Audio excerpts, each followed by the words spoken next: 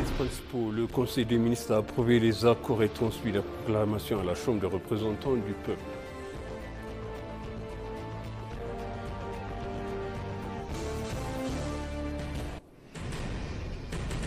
Le centre de service unique MESOB répondra aux défis persistants en matière de prestation de services, a déclaré le vice-premier ministre Tamaskar.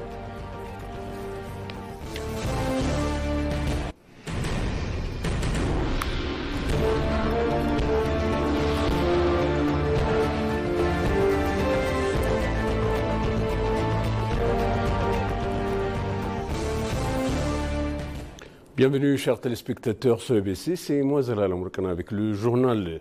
Le Conseil des ministres a délibéré sur des diverses questions et a adopté des décisions lors de la 44e session ordinaire.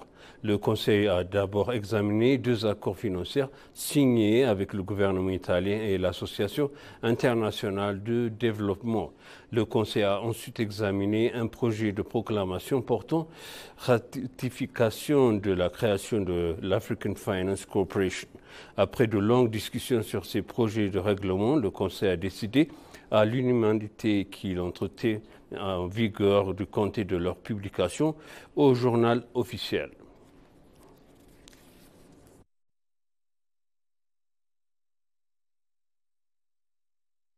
Le centre de service unique MESOB contribuera à la croissance économique et à la création d'un climat plus favorable à l'investissement en Éthiopie en réduisant la bureaucratie, en luttant contre la corruption et en améliorant l'efficacité, a souligné le vice-premier ministre Tamaskar Touruna. Le vice-premier ministre Tamaskar, des ministères et des autres hauts responsables des institutions fédérales ont visité le centre de service unique MESOB, inauguré récemment par le Premier ministre Abiy Ahmed. MESOB offre un environnement de travail moderne et confortable, équipé de technologies de formation avancées et de gérer de jeunes professionnels talentueux, a ajouté le vice-premier ministre. En réduisant la bureaucratie, en luttant contre la corruption et en améliorant l'efficacité, le centre de service unique contribuera à la croissance économique et à la création d'un climat plus propice à l'investissement, et a déclaré Tamaskar.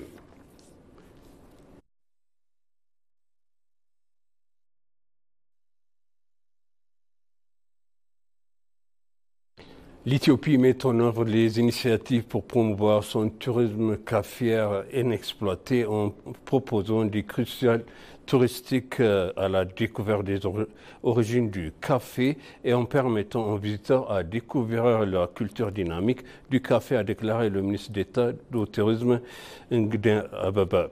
Ouvrant la 2e Assemblée générale ordinaire de l'Association nationale éthiopienne du café, le ministre d'État a dévoilé que le café possède des valeurs culturelles uniques en Éthiopie au-delà de son rôle moteur dans le commerce d'exportation et l'économie en général.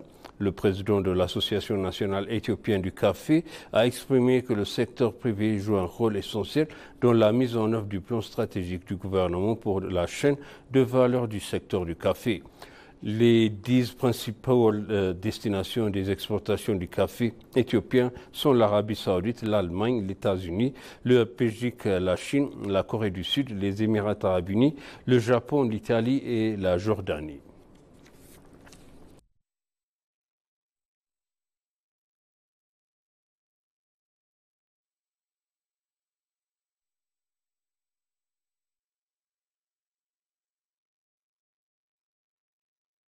La 2e phase du projet du renforcement des capacités de l'élevage qui vise à moderniser la chaîne de valeur de l'élevage en Éthiopie a été lancée hier. S'exprimant à l'association, le directeur général de l'autorité agricole éthiopienne, Deriba Akuma, a exprimé que le projet visait à développer le marché de la viande, les exportations des chaînes de valeur compétitives et l'industrie de l'élevage en Éthiopie. Le représentant adjoint du bureau sous-régional de l'ONUDI, Asseg Gdadane, a réaffirmé que le secteur de l'élevage présente un pilier essentiel de l'économie rurale éthiopienne et de son industrialisation, soulignant l'immense potentiel de l'Éthiopie en matière de l'élevage pour la positionner comme une plaque tournante régionale pour la viande et les produits animaux de haute qualité, contribuant ainsi à la sécurité alimentaire et à la diversification des exportations.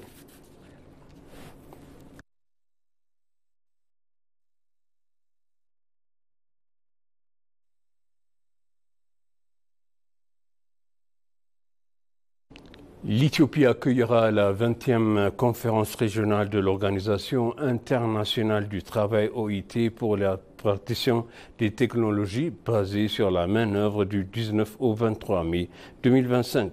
C'est ce moment lors de la conférence de presse, la ministre de l'Urbanisme et des Infrastructures, Chaltu Sani, a indiqué que les participants comprendraient des décideurs politiques, des organisations d'employeurs et des travailleurs, des experts de technologie basés sur la main-d'œuvre, des organisations non gouvernementales ainsi que des institutions universitaires et de recherche. Pour sa part, le directeur du pays de l'OIT, Kumbula Nadaba, a exprimé que la conférence régionale est un événement biennal organisé par les pays membres africains de l'OIT pour partager les connaissances, les expériences et les technologies sur les approches favorables à l'emploi et respectueuses du climat.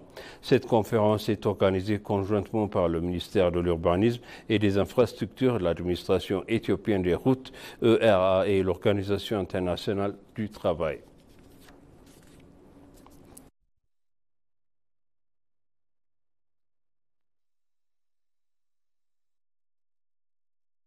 Selon les experts environnementaux, l'initiative Vert et l'Éthiopie jouent un rôle essentiel dans le renforcement des efforts de préservation de l'environnement et de l'augmentation des revenus du pays provenant des ventes de carbone.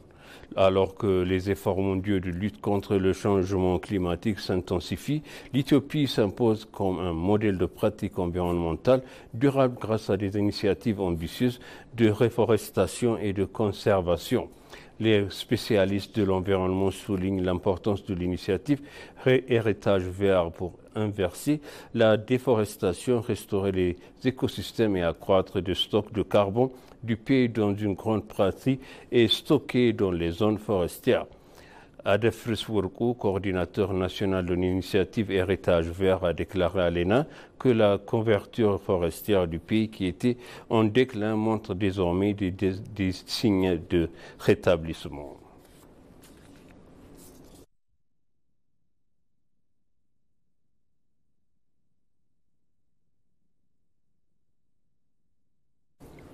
Et pour conclure, le journal, un député de l'opposition kenyan a été abattu à Nairobi, la capitale que la police a qualifié de crime ciblé et prémédité. Le député a été abattu de nuit par des hommes armés à moto, a rapporté la chaîne Local Citizen TV. Le président William Ruto a exhorté la police à mener une enquête approfondie et a déclaré jeudi que les responsables doivent rendre des comptes. Le chef de l'opposition, Raila Odinga, a décrit Were comme un brave fille du pays. Odinga a été le principal adversaire du président Ruto lors des élections générales de 2022. Les tensions politiques au Kenya se sont apaisées depuis l'année dernière lorsque le pays a connu une série de manifestations antigouvernementales soutenues par l'opposition au cours desquelles des dizaines de personnes ont trouvé la mort. Le président Ruto a ensuite nommé des membres du parti d'Odinga au cabinet et les deux dirigeants ont signé un pacte politique en mars de cette année.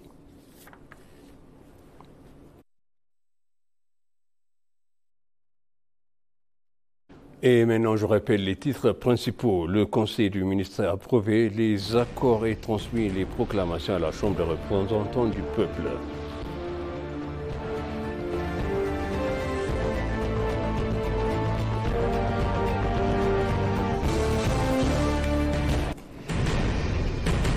Le centre de service unique MESOP répondra aux défis persistants en matière de prestation de services, a déclaré le vice-premier ministre Tamaskeno. Chers téléspectateurs, sachez le journal, c'était moi Zalal Morkana avec vous. Je vous souhaite une bonne suite de programme et bon week-end.